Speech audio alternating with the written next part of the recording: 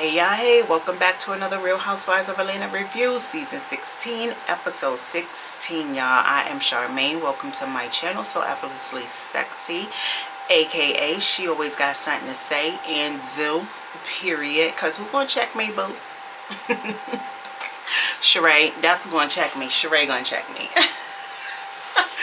But now, y'all, welcome back to another review, child. This episode was really good in my opinion. Like I said, we are on episode 16, so we got one more to go. I feel like low-key this just could have been the season finale. Like they could have just ended it off with this last episode, like that ass. But anyway, let's get right into it. So the show opens up. We see Shamia, Shiloh, and Shia. Y'all, I got it, period. Because y'all know I be screwing up the kids' names because they're so similar. But we got Shamia, Shiloh, and Shia. They're at the doctor's office. Shamia took Shiloh, her youngest daughter, to an appointment because Shamia said when she got back from Barbados, when she got back from Grenada, she had been diagnosed with strep throat. So obviously we saw the baby was sick before Shamia got back. She had fallen sick due to, you know, not being properly cared for by her nurse. So, and Shamia told us how, you know, nobody could be, because the baby's immune system is compromised, so nobody could be around her sick. You know, it's very easy for her to get sick, and then it takes very long for her to get well. So obviously Shamia was concerned because when she came back, I'm assuming she wasn't around her daughter like that, but even just being in the air, the germ being in the same house, you know, she had to play it safe because, again, the baby's immune system is compromised. So they took her to, Shamia took her to the doctor, her and Shia, and I thought it was such a cute moment. Her and Shia was singing Shamia's song T-shirt together while they were in a waiting area. I was like, go ahead, Shia. She know her mama's song, child. I don't know if she should know it, but she knows some of it. Okay. But I thought that was such a cute moment. So anyway, you know, they go back into the doctor's, you know, into the doctor's office, and Dr. Harmon is their doctor. Shout out to the black doctors. Okay, shout out to Atlanta because they do house a lot of black doctors of all different, from all different entities, and I love that for us. You know, I just wish they were more everywhere, you know. But she had Dr. Harmon or whatever, and they had what's his name, Gerald or Gerard, I'm sorry, we just gonna call him G, Shamia's husband. She got him on FaceTime, you know, so, you know, he could be a part of what all is going on and what all is being said. But long story short, y'all, Shia was good. I mean, Shiloh. See, here I go, mixing their names up again. Shiloh was good. She tested negative for strep throat, so that was good, or whatever. Thank God, you know. And Shamia was just saying how, you know, going back to how difficult it was, and it still is, you know, taking care of Shiloh, you know, and how that she still feels like she wants to treat her husband to a son. Yes, I know I use the word treat because that's what it's given. She wants to still treat her husband to bear a son for him or whatever. And however, the last surrogate that they chose, which was Asha, if y'all remember on a couple episodes back, when we got to meet Asha, she was going to be their latest surrogate, and you know, and that's who they were using to try to go ahead and bear a son. Unfortunately, that failed. That transfer failed. So unfortunately, you know, it didn't. They don't have a baby. You know, they're not having a baby at this time. Shamia did say that they decided, because her and her husband talked, they had decided to put like a pause on it, trying to, you know, have another child or a son. So, which I think that's a really, really good idea. I don't even think it should be a pause. Y'all know how I feel about it. I think it should be an indefinite pause, like we're not having anymore. You know, if you can't accept the fact that unfortunately you were not meant to be a girl and a boy dad with me, then you got options, you know, you got options, but it ain't gonna be here. Okay, I'm not trying no again. And, you know, unfortunately the surrogates, you know, they're not, the surrogacy has not been successful. I feel like sometimes it's just God telling you, like, chill, y'all got it. I blessed you with these two beautiful daughters. It's okay. that you don't have a son. Everybody does. Every man does not have a son, you know, so, or have to have a son, especially if there is a possibility that would happen with Shiloh when she was, you know, when the surrogate was carrying Shiloh. Something else can happen again with the other surrogate, you know, not necessarily the same situation, but it could be anything. You know, I just would never want to even put myself, my family, my already kids, and then the surrogate, and then the unborn child through anything, any possibility. So, I mean, it was kind of good to hear that she said it's on pause right now, but something tells me that her husband is not going to be satisfied, you know, until he gets a son, whether it be with Shamia, somebody else carrying it, or somebody else that he chooses to be with. That's just how I feel about it. But anyway, so again, thank goodness that Shiloh, girl, get it together. Thank goodness that Shiloh was okay and she didn't have strep throat. So then we go to Phaedra's house. We see Phaedra with her 2 boys. Y'all, I just love seeing the mothers on the show doing mom shit. I just really, really get joy out of that because I love being a mother. So I really love, you know, seeing them doing mom things with their, you know, their children on the show.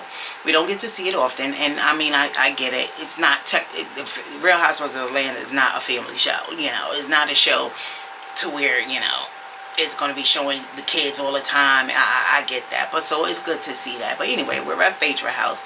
And we got Mr. President, which is Dylan, a.k.a. Dylan. That's her youngest. He's 11. And then you have Aiden, who's 14. I can't even believe these kids are the ages that they are, girl. I remember when she was on the table having Aiden. Now he's 14. That's crazy. But she grew them up to be some very beautiful, handsome, smart, intelligent, like all that. Phaedra did her big one when it came to her boys. Just like she said, she was raising kings, and that she is doing. And you can see that through the kids, you know. You can definitely tell that they have been raised right, and they are still being raised right. So we see little Dylan. Dylan is the fashion guru in the family now, child. He's the fashion designer. He's styling his own pant line. He has his own pant line. Phaedra said that he had wanted some jeans or some pants that were like wide leg, bell bottom like, but obviously him being so young, they didn't make him in his little size. So she decided to help him make his own, and he was all for it, and he took off with it. He took off with it, and I love that for them. And then you got her oldest son, like she said, you know, he's the politician, and well, he's into politics like her, very well spoken. You know, like, I just think she did she's doing such a great job with her boys, given the fact that she is a single mother, you know, and their dad had come into some unfortunate situations where he wasn't a part of their lives for a lot of their lives. So it's just like, you know, shout out to Phaedra. Shout out to Phaedra. So anyway, we see Dylan. We get a glimpse of his little pant line. One of the pants that he was designing at the time, I think they were snake skin print or whatever, cargo pants. And you see him working the machine, working the little sewing machine and stuff like that. Like, I was like, I know that's right, baby. Go ahead, do your thing. I love that. And that is Phaedra's to win, okay? Dylan got her whole entire face. But I feel like he has his dad's personality, and Aiden has his mother's personality, but he has his dad's whole entire face. I don't know. It's just so weird but cute to see when you see kids with their little different personalities of each parent, you know. Anyway, so Phaedra was just basically saying that, you know, telling her sons that, you know, she's going to be hosting or showcasing a shop, you know, a shopping, how you call it? It was kind of like a little fashion show, but then you could shop as well. And at Ivy Lounge, and she told little Dylan that you can showcase your pant line there for the first time, and he was so excited about that. Listen, Dylan is ready to get him a warehouse, and I bet you he gonna have it.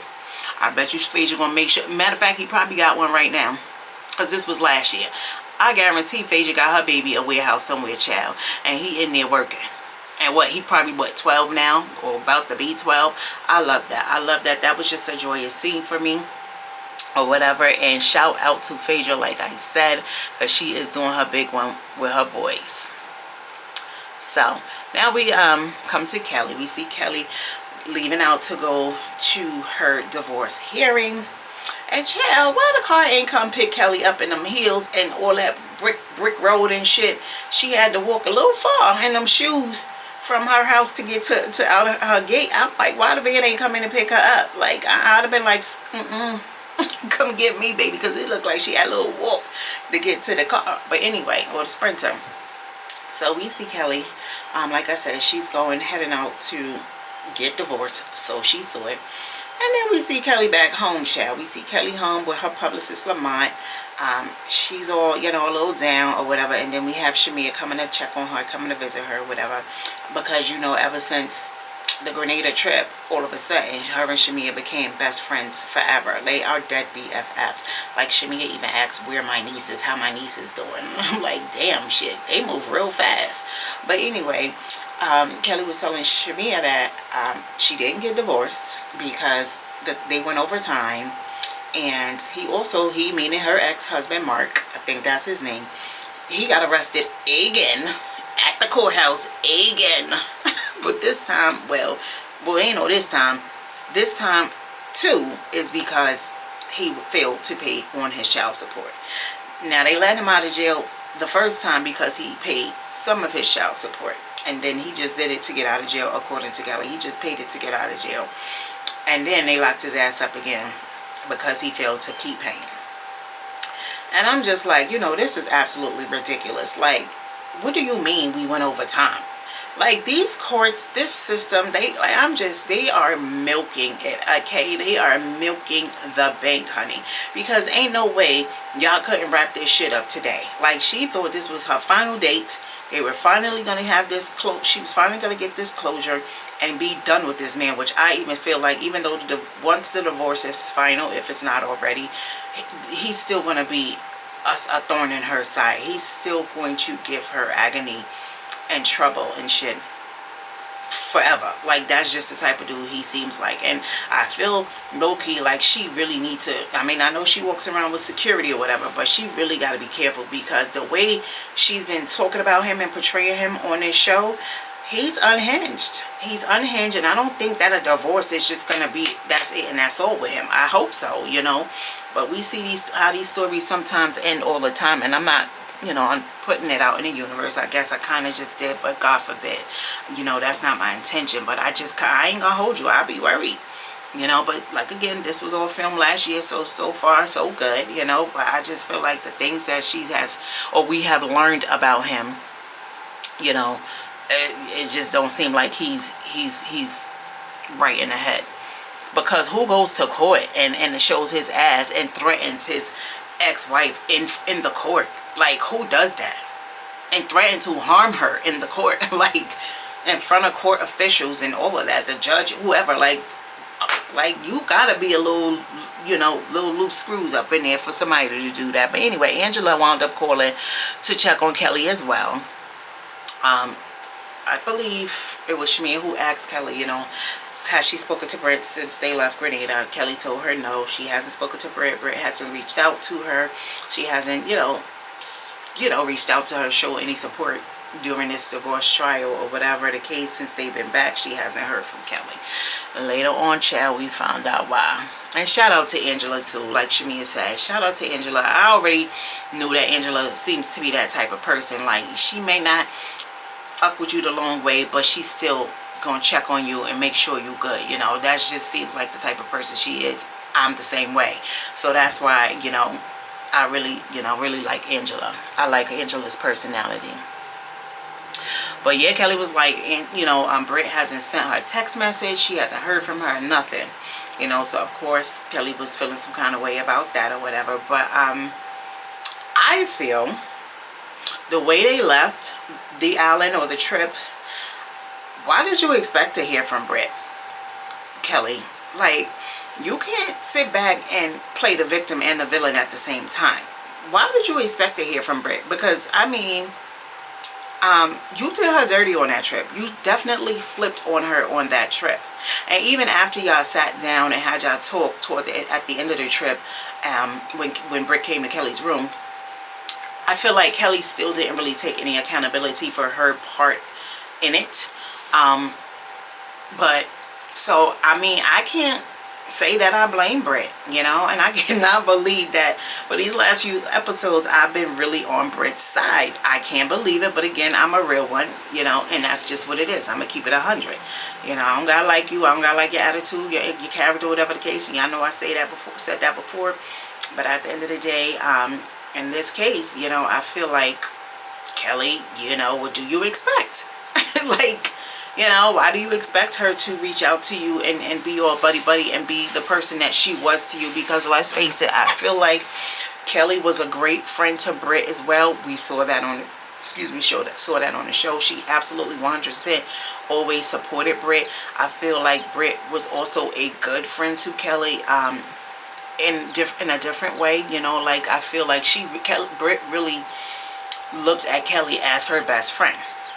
Even though I feel like their friendship was kind of quick, you know, it happened very quickly, and it was short-lived, you know, but I feel like during the time, Brit really looked at Kelly as like a sister to her. Like she really connected with her and attached herself to her to where she felt like they was really good best friends and stuff. So the way Kelly flipped on her for whatever the reasons were, you know, Kelly could have went about it a different way if she was a real friend to Brit too.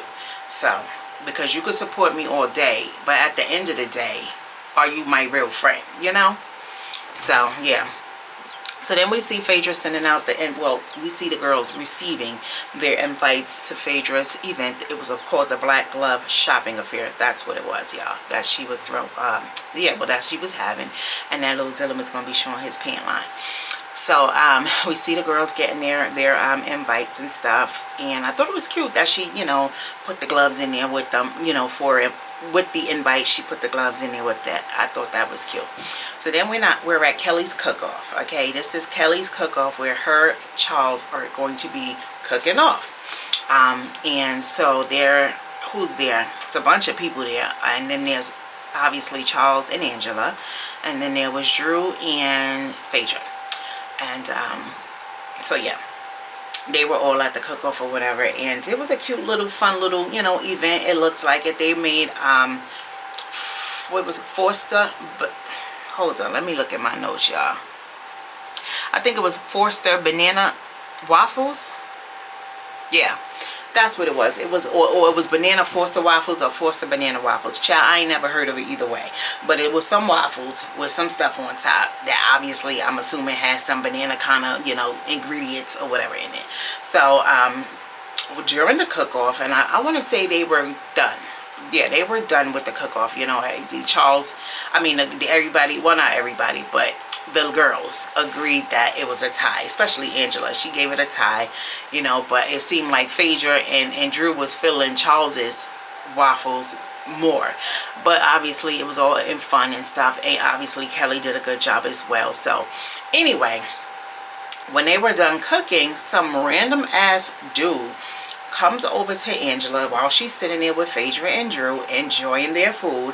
Some random ass dude comes over, messy dude, come over there asking to speak to Angela off camera. So at first, y'all, I don't know if y'all felt the same way, but at first I thought he was one of the producers or something, because I thought, like, you know, I thought he was one of the producers. But anyway, he wasn't. He was literally some random messy ass dude who came over and asked Angela could he talk to her off camera. So she looked at him. She was like, do I know you? Because she didn't. She's like, do I know you? Like, who are you? And he was like, I own a restaurant, and your husband came into my restaurant, and I think he told her, and he wasn't alone or something like that, he said, y'all. And Angela just was taken aback, like, first of all, who the F are you? Okay, why are you coming over to me during my husband's event? You know, it wasn't his event technically, but y'all know what I'm saying. Why are you coming over here being messy, trying to tell me that you saw my man in your restaurant and he wasn't alone? Like, what? So anyway, Angela, like I said, she kind of was taken aback. But one thing about Angela, she's not going to let you see her sweat, okay? She kept it cute. She kept it on mute at the time, you know, because also she didn't want to upset Charles in that moment, you know, because I'm pretty sure Charles would have popped off, okay? He would have popped off, and as he should have, because, like, why? Like, even if it is true, why? Why here? Why now? Like, who are you? Okay, so anyway, so everybody, well, Kelly, she did a toast, and then next thing you know, the dude is over here toasted with his little circle of friends, and he's toasting. Kelly came over as you know, and enjoying the toast as well with him, and this man gonna sit up there and say, toast to you if your name is Angela and your husband is cheating on you. Like, I was floored, because I know Atlanta is messy. I know. Okay, I'm not surprised that this happened, especially on Real Housewives. Okay, so, or any other Real Housewives, because they messy. So I'm just saying, but like, I was floored because Charles was right there, y'all. Charles was right there. And then he said this in front of everybody, like, and Charles is right there. Apparently, Charles didn't hear it, or if he did hear it, he chose to ignore it in the moment, because he probably already knew, if I react right now, it ain't gonna be good. So he probably chose to keep it cute and on mute too. But according to Kelly, she says she don't think that Charles heard. Phaedra says the same thing. She's like, he might have had the steam from the chicken in his ears or whatever, or he just chose not to respond. But he was really close right there. So I don't understand how Charles couldn't have heard him. But from the looks of it, he did not hear him. Okay, and thankfully he didn't, because like I said, I don't think it would have been pretty. You know, I don't think it would have been pretty. So I just felt like that was definitely mad weird. That was definitely mad weird. But again, it's very on brand for these Housewives franchises, okay? For them to just plant somebody in there to be fucking messy. I don't know for the life of me why. Because Angela doesn't walk around on the show like her marriage is perfect at all. Because usually that's when people start trying to dig, because when they see them being a happy couple, and you know, and they seemingly perfect, and they seemingly don't got no dirt on out there in the streets, that's when you see, you know, them just starting to dig and pry and pull shit from freaking 20 years ago and do stuff like that. And a little bit, they kind of did that a little bit with Angela and Charles, but it blew over because it was nothing, and it was nothing that she didn't already know. Like, she was already ahead of it, okay? And ain't nothing that y'all gonna tell that lady that she don't already know, or that she didn't already experience with him, you know. So, you know, but it seemed like they just plant people there to bring this mess. And it's just like, you know, I understand sometimes it's for entertainment, but these are these people real lives. You know, Charles and Angela don't seem like the type of people that's out there and they for the drama, you know, especially not Charles. We already see his character. He's never one for the drama. So, you know, like, don't play with people like that, because it could have went all bad. You know, it could have really went all bad. Let's just say Charles really didn't hear him. That very well could have been a very good thing for the dude. You know, but Kelly did the right thing. She got his ass up out of there, because she said she don't know him. He was no friend of hers. You know, when she put out her invite, it was open to the public, which I feel like they should stop doing that too. Why y'all opening your events to the public? You mean to tell me you don't got enough friends in your circle, and their friends that, or your family, or, you know, just people that you can come to be classy and trust, and, you know, people that you know coming up to your events? Like, stop opening it to the public, especially down here. Okay, like, you don't want them type of folk coming in your parties and your events and stirring up ish and tearing up them people's stores because somebody gonna get punched in the mouth for trying to play somebody else. Like, you don't want that kind of energy, you know. So I think they should stop opening up these events to just the public, you know. I know they wanted to look full and look like a lot of people came to support, but y'all could do that in other ways, okay? But anyway, so now we're at Brit's house. So Brit wound up taking Phaedra's advice. Remember, Phaedra told her on a trip, you know, you gotta kind of like open up to the group and, you know, just kind of, you know, invite them to the house. So anyway, that's what Brit wound up doing. Brit, as you know, Brit, Portia, and why I was gonna call Cynthia Wendy, y'all. Why I was gonna call her Wendy. Portia and Cynthia went to Brit's house. She invited them over to the house, and so they didn't attend Kelly's event or whatever. So they came in, Portia all loud and her little ghetto ass self, but she looked cute. But so they got, you know, a little drink on or whatever. So they went ahead and did a little sip and sip. Okay, and Brit could not wait to, you know, tell Portia what she probably had been burning in her chest, child. Especially now that Shamia and Kelly had been trying to play her on that trip, son. She was holding on to something, and then, you know, she wanted to get it out there, let Portia know that Shamia showed me some text messages, child, that you sent her regarding, you know, what you was going through with your lawyer, your attorney, or whatever. Showed me things that you were saying to your attorney, you know, or your attorney was saying to you. And Portia was like, what? She said more? Like, it's more stuff? She's like, I thought we was good after our little sit down, or whatever the case. And so Portia wound up saying it wasn't actually messages between her and her attorney. It was messages between her and her therapist. So what Shamia shared was, you know, intimate information that Portia had obviously relayed to her in the, you know, confidence, I'm assuming, because they are supposed to be best friends, you know. So it's not unlikely that Portia talked about what was talked about in therapy, or even if it was her attorney. You know, you talk to your best friend, you tell them, a lot of us tell our best friends every and anything. So yeah, so Portia found out, child, that Shamia was still talking about her behind her back, or still being shady behind her back, showing Brit messages, which for the life of me, why would Shamia show Brit messages between her and Portia? Like, why would you, why? I don't get that. Like, Brit, out of all people, I could see if she showed Kelly, because like I said, now her and Kelly have this newfound best friend forever-ship. So, you know, I could see her showing up, but why Brit? Like, you know, you and Brit, and that's what makes it even worse. You and Brit wasn't even on that level. Yeah, and I'm talking about before, you know, they had their little beef. Y'all weren't close at all. So when and why would you show her any messages between you and your best friend, you know, showing her in a way, like, to me, was being shady. So Shamia lost all her points with me. You know, Shamia points been getting knocked down episode by episode, child. Now she has 0 points for me anymore. And y'all know I used to be down with Shamia or whatever. I used to think Portia treated her like ish, what she did, negating Portia's part in how the poor friendship that she, you know, had with Portia. But now I'm seeing that Shamia is just as shady. She's just as you know, grimy. And Shamia technically ain't no real friend either. She not. Because why would you share those messages to anybody, you know?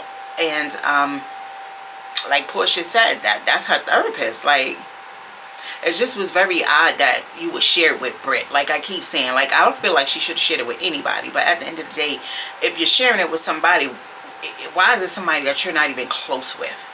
You know, like, that just was very weird to me. And I believe Brit. I believe Brit. I believe Brit. I believe that she is telling the truth here. We know Brit lie. But in the case, on this episode especially, I believe everything that Brit said out her mouth this episode. Okay, so, you know, basically at the end of the day, Brit wasn't really, I don't feel like Brit was trying to be like messy. She was just basically telling Portia what it was. Like, you know, this is, you know, what she's been doing behind your back. Okay, and then they talked about Kelly, you know, swiping away the glam squad from her, you know, and like Kelly was jealous. That's what ultimately it all boiled down to. Like, Kelly was feeling some kind of way because when they was back in Nashville, you know, obviously they had the same stylist, same makeup artist or whatever, but Brit, I mean, well, according to Brit, she felt like Kelly was feeling some kind of way about her looking better. Her stylist, their stylists styling Kelly, styling Brit better than they styled Kelly. And again, this is all according to Brit. This is how she feels about it. And I mean, like, it could low-key be true. It could low-key be true. I mean, because they are sharing the same, you know, like I said, they were sharing the same makeup artists and glam artists or whatever the case may be. But everybody's just not going to come out the same, right?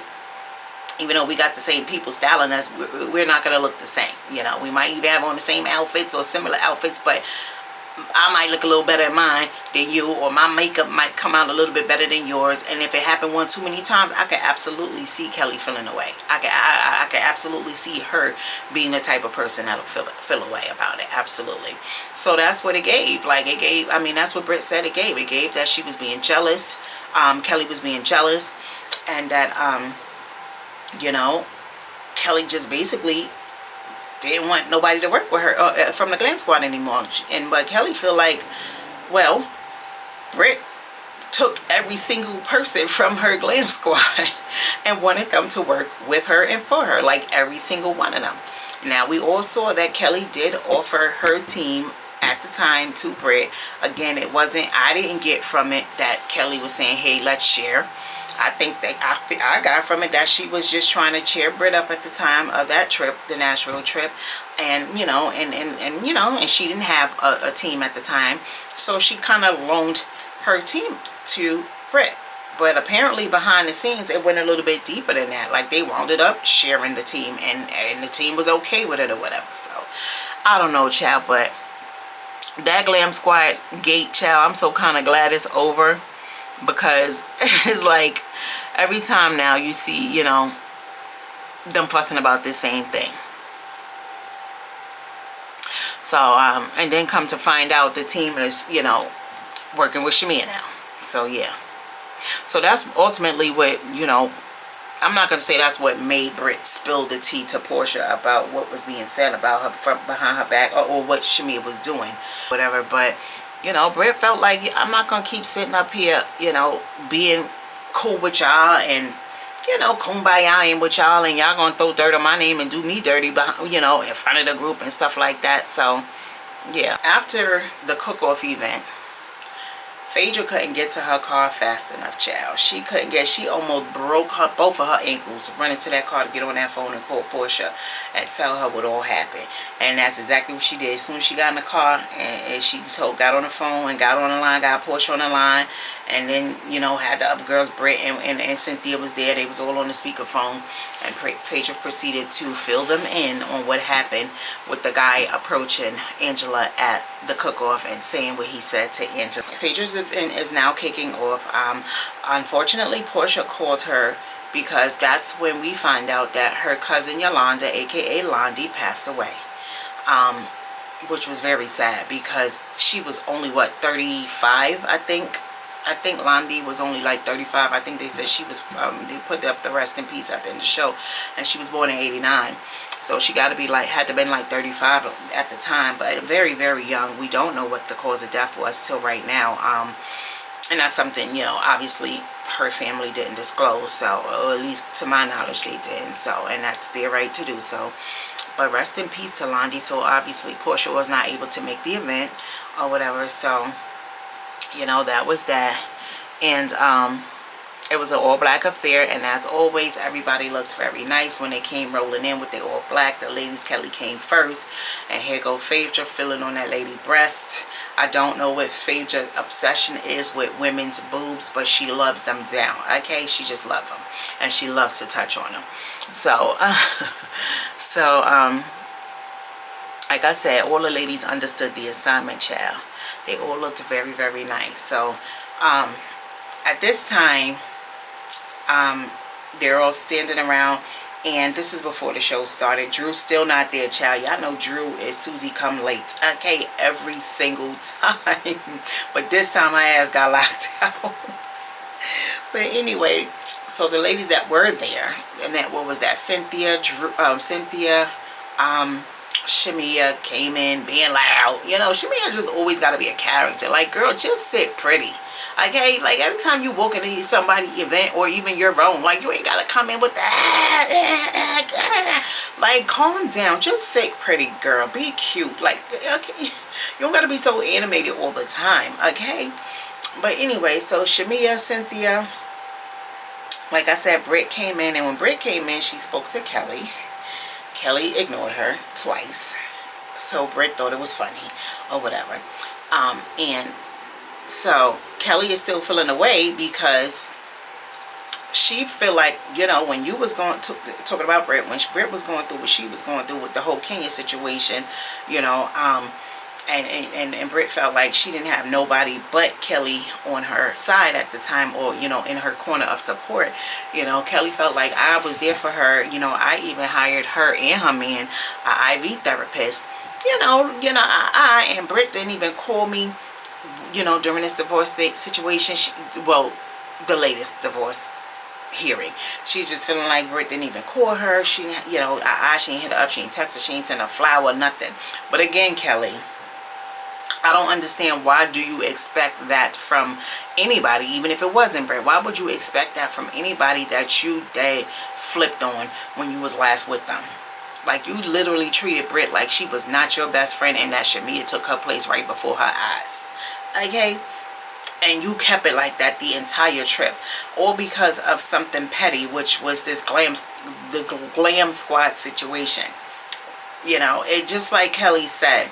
I mean, just like Brit said, I don't know why, y'all, for the life of me, and forgive me, I keep mixing all these damn women's names up because it's a lot of them. So, but anyway, but just like Brit has said, you know, this could have all been avoided. This could have all been a, you know, a blow over situation if Kelly would have just came to her and spoke to her about how she was really feeling about the whole glam squad situation. And it could have just been a conversation amongst those two, and it could have been hashed. But Kelly chose to go about it differently. You know, and I feel like it's because Kelly is a flip-flopper. She is a flip-flopper. Kelly, I feel like, attaches herself to who she feels is the, you know, how you call it, I don't know what I'm trying to, like, how I'm trying to say it, but I just feel like Kelly feels like she, you know, wants to be friends with who's the cool friend at the time, you know, or whatever the case. Like, I mean, we all saw it. We all saw how she did Brit on that trip. So I don't understand, like I keep saying, how Kelly feels like Brit should have reached out to her to say anything. You know, you played her. You played in her face on the trip. You didn't have her back. You weren't in support of her. When Shamia was coming at her at that table, actually, you joined in with Shamia. You jumped on the bandwagon. So, no, I'm not going to support you. No, I'm not going to call you.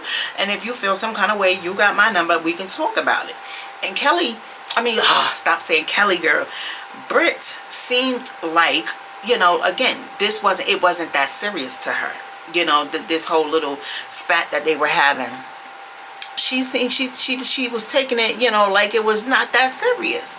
You know, she just basically felt like, you know, girl, stop. You know, like she laughed or chuckled a little bit when Kelly ain't speak to her, whatever. And she chuckled a little bit. And, you know, I guess Brit felt like, girl, listen, you my girl. I ain't even on it like that. Like, stop. You mad right now. Just please get over it. You know, it was one of those kind. But Kelly was really very mad. And I feel like Kelly was very mad on top of things because it was more to it, obviously, than the glam squad and her and Brit not reaching out.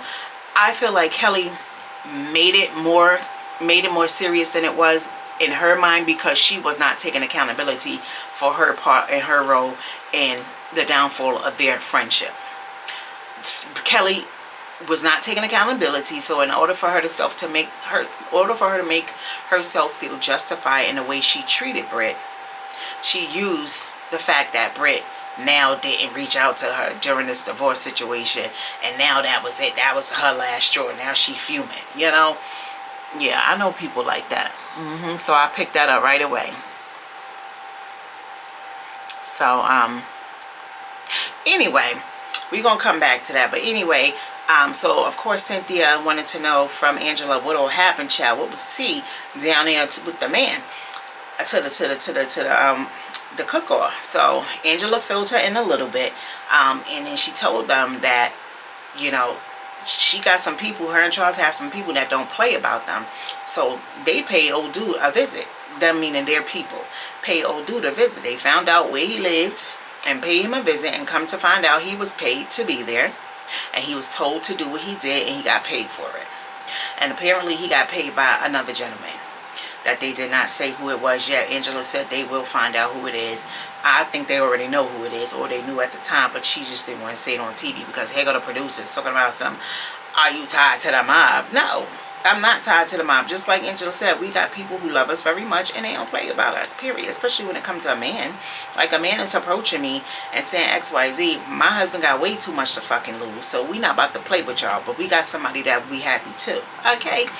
And anyway, so Angela's just like, you know, we got a description of who it is or whatever the case, and we're gonna find out who it is. And I said, I know that's right.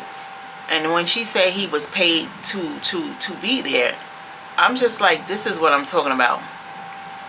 People out there playing people out there playing with people's real lives, you know. And as you can see, Charles and Angela and them, they don't play like that. Yeah, this is a TV show, but this is my real life, and y'all know Charles is not the one or the two.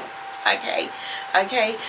The way Charles was puffing on that cigar before the cook-off, knowing that his shit was about to be fire, he ain't got nothing to worry about. Like, I was like, go ahead, Charles, you know, go ahead, even though you need to love on your wife a little bit more, child. But I like Charles. Anyway, Drew comes late. Like I said, they locked her ass out, as they should have, because stop playing on people's time.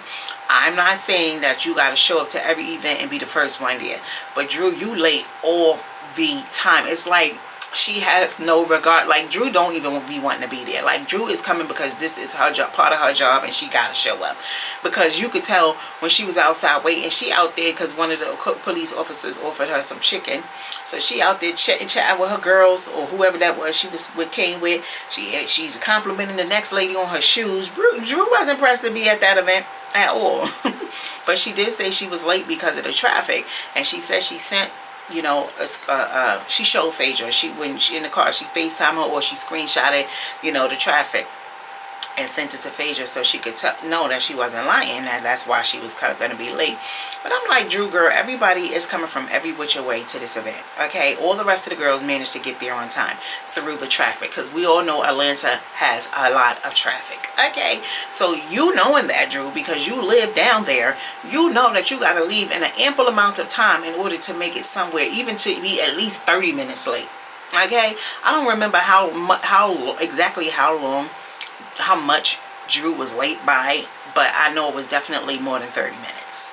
Okay, and Phaedra was like, we locking them doors, and she gonna have to come in when it's time, when we ready for them to come in. Okay, and I don't blame them, because that's one thing I think is very disrespectful. Being late is a disrespectful trait. For you to feel like you could just walk in every single time, and like I said, it's not a big deal if you coming in 15 minutes 30 minutes late, but when you have no regards for other people's time, they paying for this venue, they're on a time schedule, you know, they got to get this show rolling, in Phaedra's case, the little fashion show rolling and going. You can't just be walking in and popping up to every event. It's not a birthday party. It's not, you know, one of those type of events where you can come in whenever time you want and nobody's going to notice. Nobody cares. Like, this is a private event, and I expect you to be there on time, or at least somewhere around the time. Like, I just feel like that's very disrespectful when people are late because they just don't care. They don't care. It's not like they're late because, you know, oh my God, shit happens, because it does. And in Drew's case, I understand it was traffic, but girl, it's traffic every day, all day in Atlanta. And like I said, all the other ladies that was coming from every which way, they was in that same Atlanta traffic, and they got there in a decent time. So girl, stop. Drew didn't care, like I said, but then you see her outside knocking on the door, because now the fashion show is about to start. But you see her out there knocking on the door or whatever. But like I said, she blamed the traffic, child, and Phaedra was like, oh well. So, but anyway, so while they were standing there talking about Angela's situation, and they made the remark, I mean, Angela said, you know, he was paid to be there, and Hagel Kelly threw her shade, and I knew she threw it directly at Brit, that she was like, well, maybe the people who didn't come to the cook-off was one of the people who sent him. You know, so Brit was like, oh, and that's when Kelly found out that, because she wasn't aware that Portia and Cynthia was invited to Brit's home. She wasn't aware at that time, but she found out then that Brit did invite Cynthia and Portia over to her house. So she was like, oh, she did? Oh, she did. She invited them to her house. Yeah, she was shocked. Kelly was kind of thrown off by that, or whatever. So Brit was like, we was all at my house. So, you know, so then obviously Brit picked up on the shade immediately, like she often does. One thing about Brit, boy, she gonna catch that shade in one fucking throw. Okay, it don't take her no time to catch the shade being thrown her way. So then to see the ladies, her and Kelly, Brit and Kelly, start having words back and forth or whatever. But Brit tells Kelly that she's being passive aggressive. And one thing I could say about Brit, like I said in the last review, I believe it was my last review, I really wish that Brit showed up as this Brit in the beginning of the season, because I'm here for her. I'm here for it. I like the way Brit, and it starts to make me wonder. It makes me wonder, did the network set Kenya up Did they put Brit in a, you know, set? Because Brit came in hot with Kenya. From day one, we saw that. She came in hot. She came in gunning for Kenya. And it makes me now feel like at Angela's dinner, where it popped off between Brit and Kenya, because Brit started her shit with Kenya at that time. It makes me really start to believe that the network set that up. The network put that all into play to have Brit come in and do what she did, start some shit with Kenya, because they already know how Kenya gets down. They know Kenya gonna take it, drag it beyond the pits of hell when you come for her, okay? And she ain't sent for you. So they already knew how Kenya was gonna, you know, handle her, you know, if Brit kept poking her, and that's exactly what Kenya did. She unfortunately fell for the bait. But I feel like the network put Brit in that position, put Brit up to doing what she did to get Kenya off that show. And then they allowed Kenya to do what she did, so she can get her own self off the show as well. But I just feel like, because they're like seeing Brit now, which I'm assuming this is really who Brit is. She handles and she articulates very well. She argues very well. She expresses herself very well. And when I say all of that, I mean, what I mean by all of that is that you don't see Brit raising her voice. You know, she likes to talk, seemingly likes to talk things out, especially if you're somebody that she considered a friend, which I'm speaking about Kelly in this case. It seems that she just wasn't rah-rah, and she didn't do what she did to Kenya. She wasn't talking about no pistol. She didn't get turned or none of that. She just kept it cute and kept it calm. You know, she was able to get her words out. She was able to speak and be heard without yelling, screaming, throwing drinks, getting out of character, throwing hands. And I was like, where was this Brit before? Like, I like this Brit. I can't believe I'm saying this, y'all, but I like this Brit. I mean, it's too late now, because I doubt if she coming back for another season, child. She's suing them for 20. She's suing Bravo for 20 million, or Andy, one of them, child. So I don't think she getting her job back. And I don't even think she won it back at the end of the day. But I was like, you know, Brit handles how you call it, confrontation very well. And now, which makes me, like I said, think back to the situation with her and Kenya. How come she turned up so hard with Kenya? Like, how come she did all of that with Kenya? But now when she get into arguments with anybody, it's just like she talks. She not fighting. She don't want to fight. Like, she just want to just be cool, you know. But anyway, so she told Kelly, you're being passive aggressive. Kelly was like, I'm never passive, I'm aggressive. And so Brit was like, oh, you insecure, you're insecure. And she was like, and Kelly was like, I'm insecure, but you wanted my team, you wanted my glam squad. And then Brit was like, yeah, the squad that you begged me to use because you're insecure and you wanted a little sidekick, you know, on the trip. That's the team he's talking about. So, child, it got crazy. It got a little crazy, because like I said, they went back and forth about the glam squad. And then Kelly, you know, kind of said to, who was it, Phaedra? Because Phaedra kind of got in between, and she, you know, stood in front of Kelly, and Kelly was like, you better get your pill popping roommate. So Kelly said what she said. She lost her cool, and that's when Brit took it to hell and beyond. Because Kelly said what she said, and then you saw her flip her hair and start walking away, you know, like, and on that note, I'm out of here kind of thing. And then Brit got her back in there, because Brit said, well, what about those abortions you had while you was married? Child. I said, oh shit. I was like, oh shit. She said, what about those abortions you had while you was married? And so Kelly turned around. She was like, what you say? What she say? Kelly was livid at that point. She was livid. I mean, naturally so. But again, you cannot, and I say this all the time, you cannot say anything you want to say out your mouth to somebody and then tell them how to react when it comes to them saying shit back or doing shit. You can't do that. You go low and that person chooses to go lower, then that's just what it is. I I don't want to hear no, oh, like the lady was like, oh, Brit took it too far. Oh, Brit, that was low. No, you can't say that was low when she called me a pill popper. And even if it may be true, we don't know if it's true or not, because according to Phaedra, she said only pills Brit offered her on the trip was some, I think she said Advil PMs or Tylenol PMs, something like that. So, you know, we don't know if it's true or not, just like we don't know if it's true or not with Kelly said. But one thing I noticed is Kelly didn't deny it. She didn't really deny it. Kelly said, what she said, first of all, she got her tubes tied after her twins, so she couldn't have no more kids if she wanted to, because of course Kelly yelled back at Brit, you can't even have kids. You wish you want to be me. You can't even have kids. You want to be me. And Brit was like, don't nobody want to be you little hobbit. Like, I'm sorry, Brit ate her up. Just the fact that, and I'm not necessarily just with her words, but with her actions and how she handled the argument and had Kelly heated while she was still over there sipping cute and being pretty, while Kelly was over here about to blow a gasket. Okay, so yeah, she was just like, you want to be me, and Brit was like, I want to be you little hobbit. But Kelly tells, you know, us that, you know, she got her tubes out after the twins, so she couldn't have kids, more kids after that, even if she wanted to. Number one, that's not true.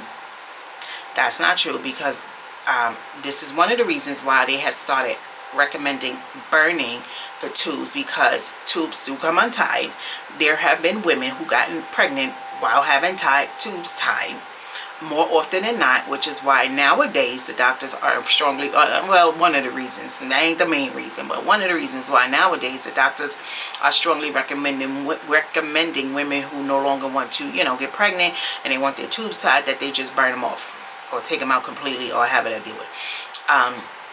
So we know you can still have kids after that if you really wanted to, or you can just go back and have it reversed, you know, if you really wanted to. And also, she said while you were married. She didn't say at what point in the marriage. You could have had them abortions before your twins. You know, she could have, Kelly could have had abortions before her twins, in between time and in the meantime. I don't think that Brit just pulled that out of thin air. I really, really don't think that that was a lie. Like, I don't think that was a lie. I don't think that was a lie. I think Brit didn't want to say it. She didn't want to go that low, but after she saw that Kelly was coming in a way that she was kind of caught off guard and she didn't expect it to get that deep, she had to defend herself, and she had to say some shit that she probably never would have told anybody on behalf of Kelly. And that's just what it was. Kelly went there and she went there, you know, she went beyond there. So, like I said, Kelly really kind of lost her cool after that. She's like, get me out of here now. Get me out of here now. So, you know, I mean, it's unfortunate and stuff. But Brit, just like Brit said, when things are off limits, when things are based off of disrespect, everything, there's no limits. Okay? When you coming at me and you're showing just straight disrespecting me, time after time after time, like now everything is off limits. I'm not holding back. Okay, and again, you can't tell somebody how to react, you know. So anyway, Phaedra tries to calm Kelly down, like I said. Drew outside, child, missing it all. She outside missing it all and knocking on that damn glass. So anyway, the fashion show gets started. You know, we see Jessica White come out, walking the runway. She's a supermodel, and she's also on Love and Hip Hop Atlanta. And by seeing Jessica, and I see that Sweet Tea from Married to Medicine was in the audience too, or at the event. I feel like, because we already know it's going to be a season 17. We know that. I feel like Jessica and Sweet Tea are going to be on that next season, because you know Sweet Tea and Greg, Dr. G, they're no longer on Married to Medicine. I guess either they got fired or they quit, whatever the case, they're no longer going to be on the show. So to see Sweet Tea at Phaedra's event, that kind of gave me vibes like she and Dr. G, because she would be a housewife technically, even though she's Married to Medicine. Sweet Tea is a housewife. So I think I wouldn't be surprised, y'all. I really wouldn't be surprised to see her and Dr. G on the next season of Real Housewives of Atlanta. Especially if Phaedra got anything to do with it, okay? And also, even though Phaedra barely on the show herself, also Jessica White, I feel like she might be a next addition, especially being that Brit is more than likely not going to be back for season 17. I could see them putting Jessica on that show, even though as far as I know she's not married, but you know, you know how they do. They throw people in there just to stir up some issue, you know, or somebody got to be the villain. So, and I feel like we might see them on there, y'all. But then we see Phaedra's boys, you know, coming down a little runway. We ain't see much of it or whatever, but her two sons walked out showcasing their clothing, well, Dylan's clothing line or whatever the case. And I thought that was a very cute moment. They were so happy to, you know, be showing off the clothes and stuff. So here comes Shamia. The show is over. Here comes Shamia. She want to have a sit down with Brit, you know, asking Brit, you know how you felt, you know, with Kenya's situation, and you felt like XYZ. But just like Brit said, you know, listen, ain't nothing to talk about right now. She came for me. She didn't support me. She was doing the shit that she was doing. And I'm just, you know, doing what I should be doing, you know. I'm keeping that same energy, in other words. She keeping that same energy. I don't know why Shamia feels like she's always the spokesperson for somebody. Girl, get out my face. Because I don't like you either. If I was Brit, I don't like you either. Yeah, we patched things up on that trip, but I see how you move. I don't want to be friends with you like that either. So please, leave me alone. Go away from me with this. Apollo. If I was Brit, that's what I would have told Shamia as. So then Phaedra, you know, while everybody's all sitting down and whatever, Phaedra tells the ladies the reason why Portia was not there, because she did tell them earlier in the event when one of them asked where it was Portia. She told them she'll tell them about it later. And that's when she broke the news to the ladies that Portia was not in attendance because she had just lost her cousin Lonzy.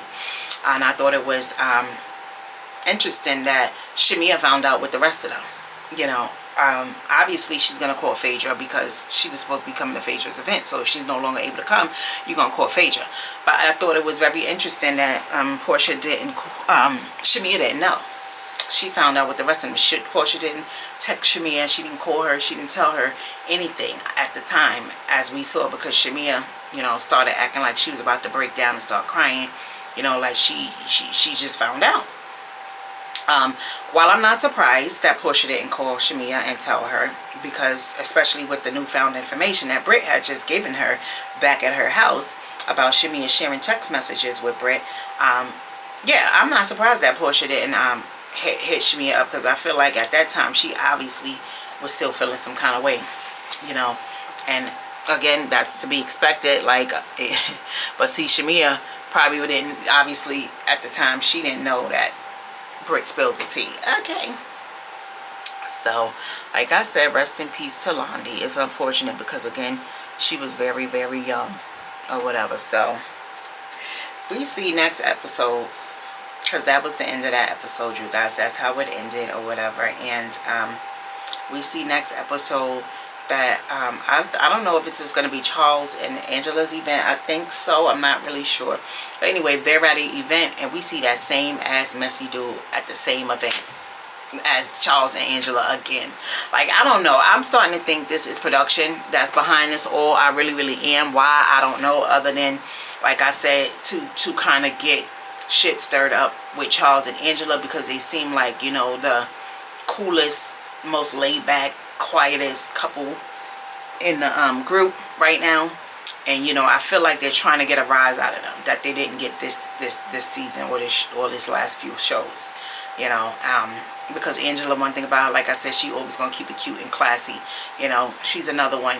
She could read you down and not have to break a sweat, okay, or not have to bust a vein raising her voice. So I don't know, but it's very suspicious, because how this dude come into a next event that they are at, and but see, Charles sees him this time, according to the preview. Charles saw that he was there, and Charles was like, get his ass up out of here.